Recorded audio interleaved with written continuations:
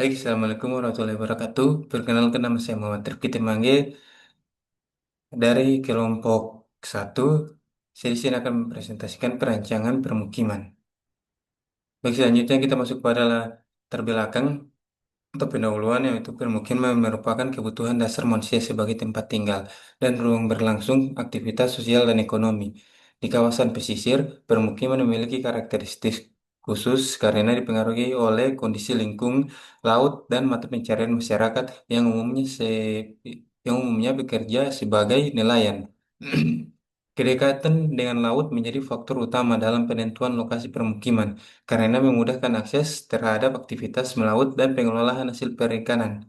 Namun, permukiman di kawasan pesisir sering berkembang tanpa perencanaan yang baik, sehingga menimbulkan sebagai permasalahan seperti tata bangunan yang tidak teratur, keterbatasan sarana dan prasarana, serta kualitas lingkungan yang kurang memadai. Selain itu, permukiman pesisir yang juga rentan terhadap risiko lingkungan seperti banjir, rob, dan abrasi pantai yang dapat mempengaruhi keamanan hunian. Masuk pada selanjutnya itu maksud dari perencanaan permukiman di kawasan pesisir adalah untuk merencanakan dan merancang suatu kawasan permukiman yang layak huni, tertata dan sesuai dengan karakteristik lingkungan pesisir serta kebutuhan masyarakat yang tinggal di dalam. Untuk tujuan menciptakan lingkungan permukiman yang layak dan nyaman bagi masyarakat pesisir, menyediakan hunian yang sesuai dengan kondisi lingkungan pesisir dan aktivitas masyarakat, meningkatkan kualitas tata ruang permukiman melalui pengaturan pola masa bangunan, sirkulasi, dan ruang terbuka, menyediakan sarana dan prasarana pendukung permukiman yang memadai. Yang terakhir yaitu menciptakan permukiman yang berkelanjutan dan adaptif terhadap kondisi lingkungan pesisir. Untuk sasaran yaitu pertama mengidentifikasi kondisi existing kawasan pesisir sebagai lokasi perancang. Kedua, menganalisis kebutuhan ruang permukiman dan fasilitas pendukung. Ketiga, menentukan konsep perancangan permukiman pesisir yang sesuai dengan karakter kawasan. Keempat, menyusun tata letak kawasan permukiman yang struktur dan berencana. Terakhir, menghasilkan desain permukiman yang mendukung aktivitas sosial dan ekonomi masyarakat pesisir. Selanjutnya, masuk pada berikut pembahasan itu analisis kondisi fisik kawasan pesisir seperti topografi, iklim, dan lingkungan.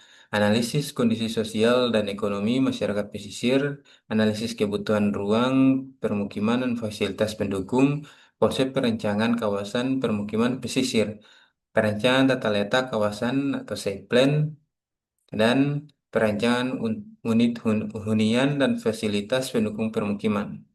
Untuk batasan pembahasan, yaitu perancangan difokuskan pada aspek arsitektural dan perancangan kawasan permukiman, dan tidak membahas secara mendalam mendalam aspek konstruksi struktur secara detail teknis atau tidak membahas secara rinci aspek aspek perhitungan biaya konstruksi, sehingga perancangan didasarkan pada data yang tersedia dan asumsi perancangan yang relevan. Selanjutnya, perancangan bersifat konseptual dan ap- aplikatif sebagai solusi perancang permukiman pesisir. Untuk pengumpulan data, di sini data primer atau observasi lapangan, dokumentasi, dan pengamatan kondisi existing kawasan atas ponder, studi literatur, standar perancangan permukiman, dan data perancangan wilayah. Oke. Untuk data analisis dilakukan untuk memahami kondisi dan potensi kawasan meliputi analisis kondisi fisik kawasan, analisis aktivitas dan kebutuhan masyarakat, analisis tata ruang dan pola permukiman, analisis kebutuhan ruang dan fasilitas. Untuk si sintetis yaitu menggabungkan hasil analisis untuk menghasilkan konsep dasar perencanaan pemukiman Dan nomor empat yaitu konsep perancangan menyusun konsep tata ruang, konsep bentuk bangunan, konsep sirkulasi, dan konsep lingkungan permukiman. Dan terakhir yaitu perancangan yang mana menghasilkan desain permukiman berupa site plan, tata masa bangunan, dan desain unit hunian. Baik, selanjutnya kita masuk pada pengertian perumahan dan permukiman. Perumahan adalah sekumpulan rumah yang difungsikan sebagai tempat tinggal lengkap dengan sarana dan prasarana dasar seperti jalan lingkungan, air bersih, dan drainase. Perumahan berfokus pada hunian individu atau keluarga sebagai unit dasar tempat tinggal. Untuk jenis tipe perumahan yang cocok di kawasan pesisir, itu ada tiga tipe. Yang pertama, rumah panggung aman dari banjir dan lembab. Rumah nelayan memiliki ruang penyimpanan laling tangkap. Rumah deret tertata rapi dan efisien tahan. Untuk jenis tipe permukiman yang cocok yaitu yang pertama permukiman linear mengikuti garis pantai. Kedua, permukiman berkelompok meningkatkan interaksi sosial. Yang ketiga, permukiman berbasis aktivitas nelayan dekat laut dan dermaga. Untuk studi kasus, saya di sini ada beberapa alternatif. Alternatif pertama, Kampung Nelayan Tambak Lorok. Yang kedua, Kampung Bajo Wakatobi. Untuk gambar umum permukiman nelayan di Semarang yang terdampak banjirop dan penurunan tanah. Sedangkan untuk alternatif dua, Kampung Bajo, gambar umum pemukiman suku Bajo yang dibangun dan di atas air menggunakan rumah panggung.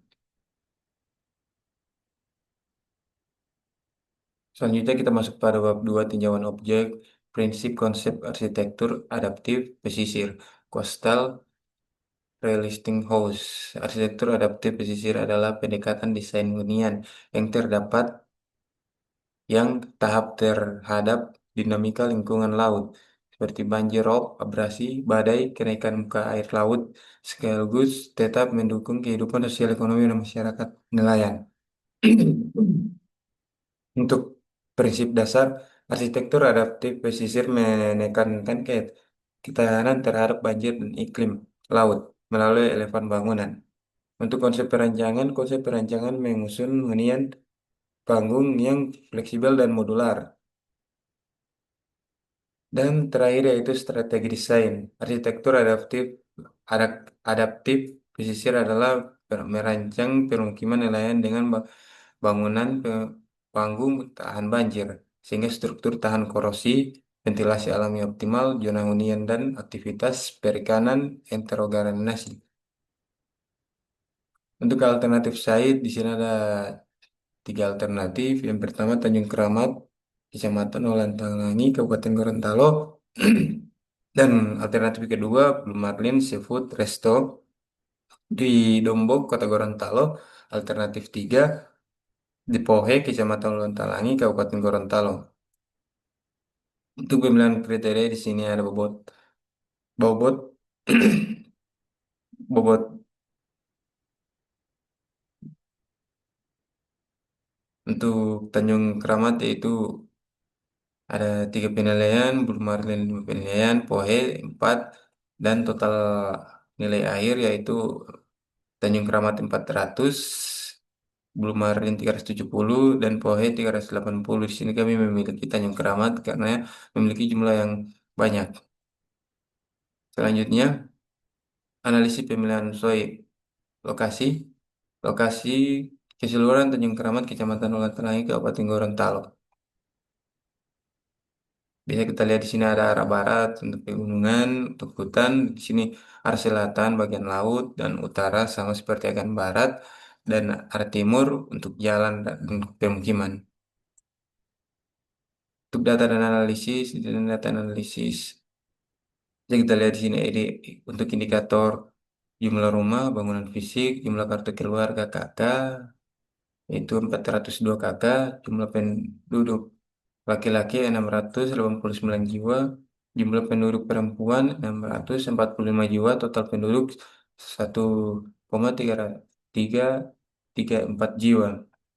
Kondisi sosial Tanjung Keramat, kondisi sosial masyarakat Tanjung Keramat erat dikaitkan dengan dinamika profesi, profesi nelayan dan upaya adaptif terhadap perubahan lingkungan ekonomi. Baik, selanjutnya masuk pada kondisi sosial dan ekologis, kondisi fisik atau lingkungan. Bangunan-bangunan terdiri sangat rapat dan padat, terutama yang berada di tepi air. Permukiman berada pada elevasi yang sangat rendah, mayoritas atap bangunan menggunakan material seng atau logam. Itu karakteristik ekologis, hampir tidak ada ruang terbuka hijau atau RTH yang berfungsi sebagai peneduh atau pendingin di dalam permukiman.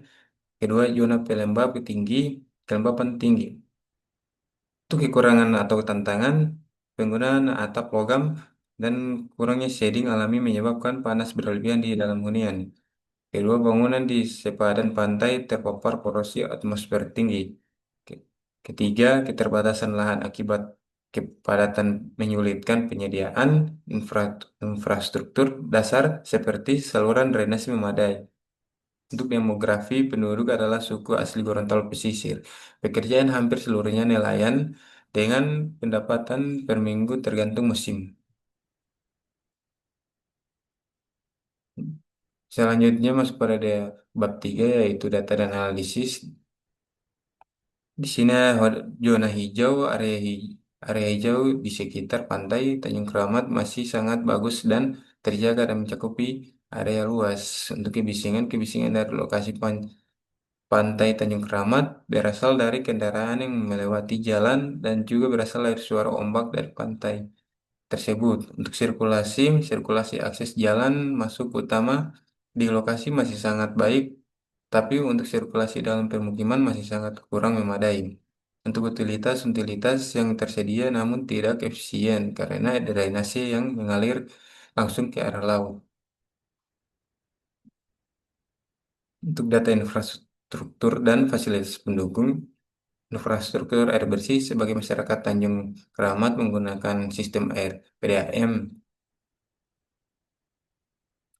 untuk fasilitas penunjang ekonomi dan wisata, potensi pengembangan dan pusat wisata kuliner dan UMKM atau area destinasi wisata Bukit Kelurahan Tanjung Keramat.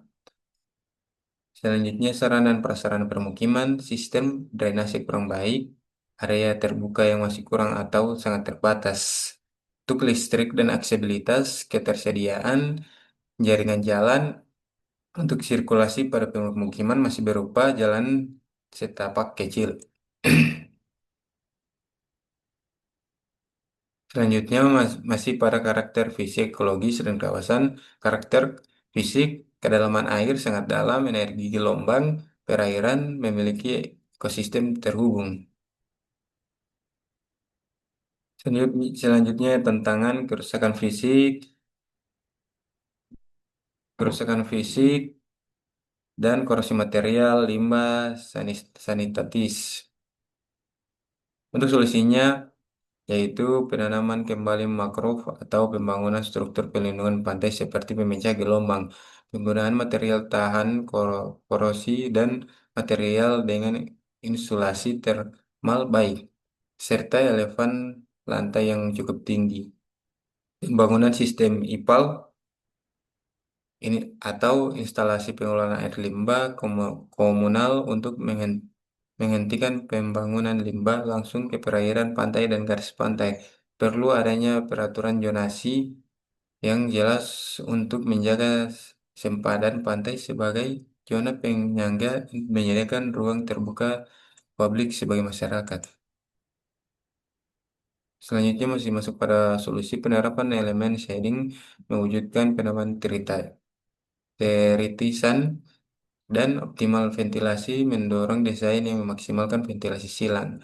Untuk rehabilitasi skala mikro menyediakan ruang terbuka kecil atau bisa bersama dan peningkatan infrastruktur, pembangunan IPAL atau instalasi pengelolaan air limbah.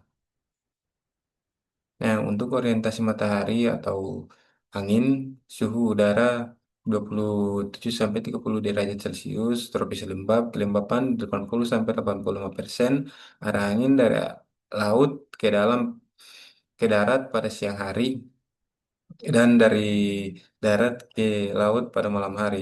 Untuk topografinya, kawasan Tanjung Keramat memiliki topografi yang bervariasi untuk bukit Tanjung yang menonjol. Selanjutnya, ancaman lingkungan, pasang air laut atau rob, abrasi pantai, dan badai musiman. Untuk solusi kondisi ini menunjukkan Tanjung Keramat memiliki iklim tropis lembab dengan potensi resiko lingkungan pesisir. Oleh karena itu, desain arsitektur di kawasan ini harus adaptif terhadap panas, kelembapan, arah angin, serta tahan terhadap ancaman pasang laut dan abrasi untuk menciptakan bangunan yang nyaman, aman, dan berkelanjutan.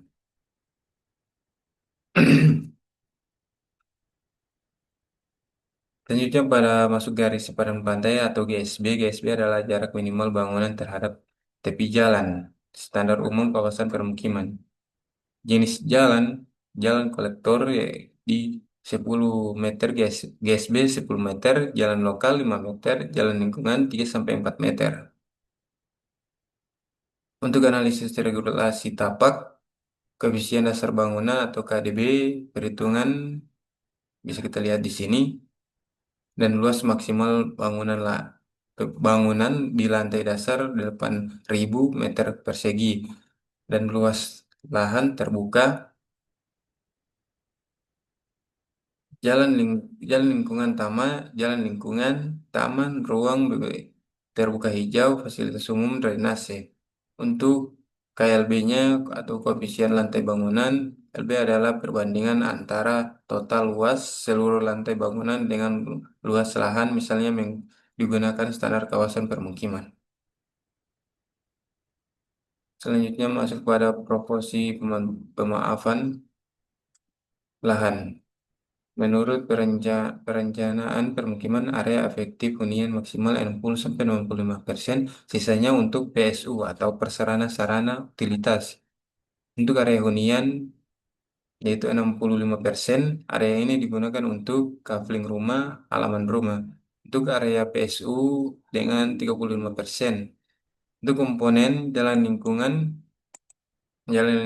perkirakan luas 6.000 meter persegi dan ruang terbuka hijau 2.000 meter persegi, fasilitas umum atau pos ronda musola balai 1.000 meter persegi, drainase dan utilitas 1.500 meter persegi. Dan untuk perhitungan jumlah unit rumah di sini tipe 36 dan 45. Luas area huni diketahui luas tapak 30.000 meter persegi dan proporsi area 65%. Sedangkan luas area hunian, luas tapak dan persentase hunian yaitu 30.000 kali 65% dan menghasilkan 19.500 meter persegi. Untuk pengurangan area sirkulasi internal dalam kawasan perumahan biasanya sekitar 10-15% area hunian digunakan untuk jalan lingkungan kecil, ruang antar blok, taman lingkungan kecil digunakan dalam 10%. Luas kafling efektif area hunian bisa kita lihat dan perhitungan jumlah rumah tipe 36, luas kafling tipe 36 72 meter persegi.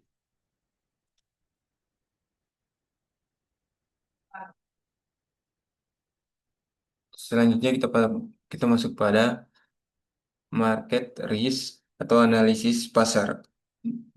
Kondisi pasar perumahan di sekitar lokasi dekat dengan kawasan permukiman nelayan dan permukiman kota. Akses menuju pusat kota Gorontalo 10-15 menit memiliki potensi pembangunan perumahan skala kecil hingga menengah. Pertumbuhan penduduk kota, kebutuhan hunian bagi masyarakat lokal, perkembangan kawasan pesisir kota. Untuk analisis kompetitor, perumahan di sekitar kota Gorontalo umumnya menawarkan rumah tipe kecil hingga menengah. Hingga aspek tipe rumah banyak dijual kondisi. dengan kondisi pasar yaitu tipe 36 dan tipe 45. Untuk luas kafling 72 meter persegi sampai 120 meter persegi.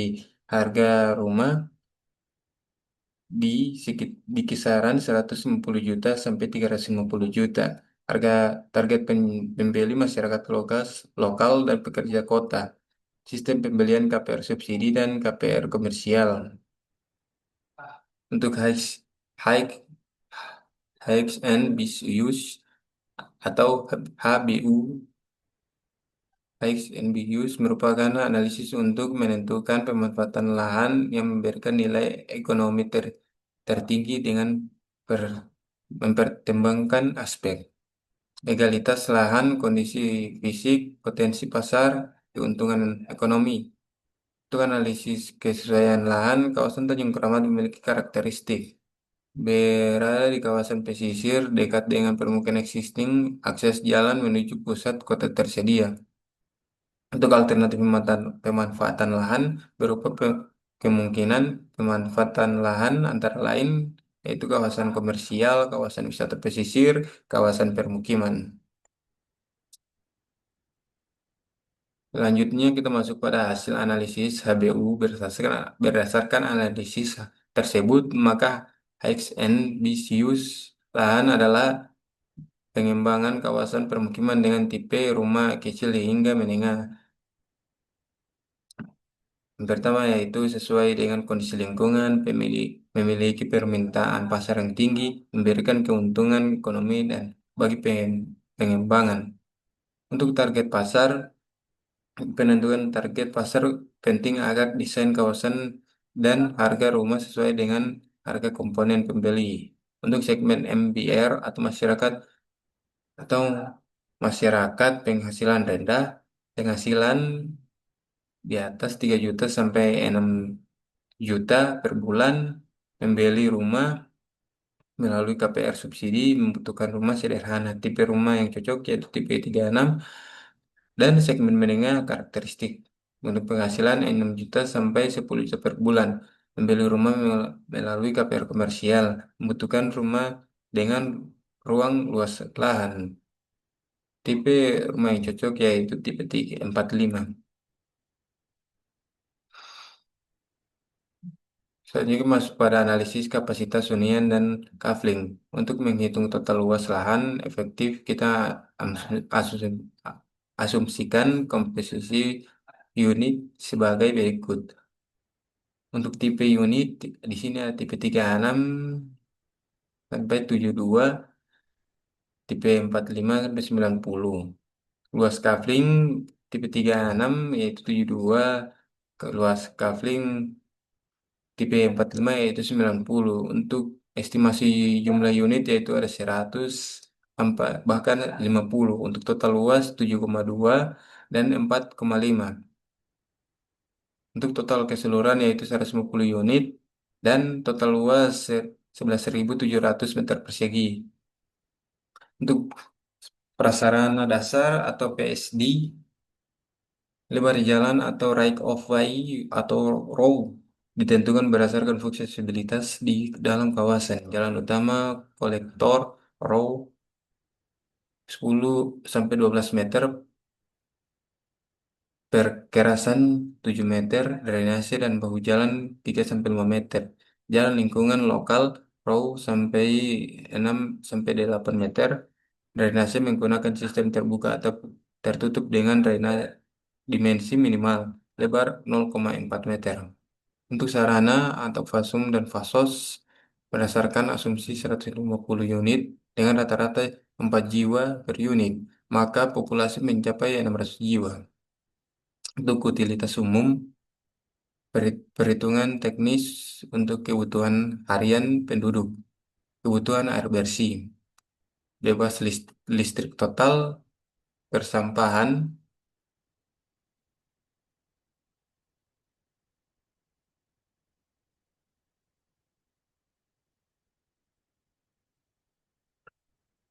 dibutuhkan satu titik TPS terpadu dengan sistem angkut harian menuju TPA terdekat.